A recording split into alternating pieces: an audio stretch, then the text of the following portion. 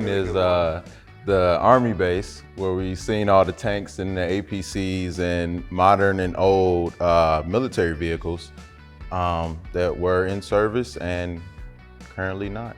That was a dope job to be on because it showed me where Dry's can take us, you know, in different locations we can go.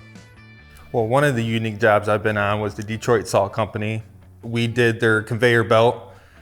It drops a cart all the way down to the bottom of the mine. It helps bring up either guys or equipment, and that was a pretty cool job, just experiencing how they do things there. I like Dry's Blasting just based on the different industries we go into and we clean and we get to see and meet people, and that's really a dope experience with Dry's Blasting. Dry's Blasting is a better career than my last one.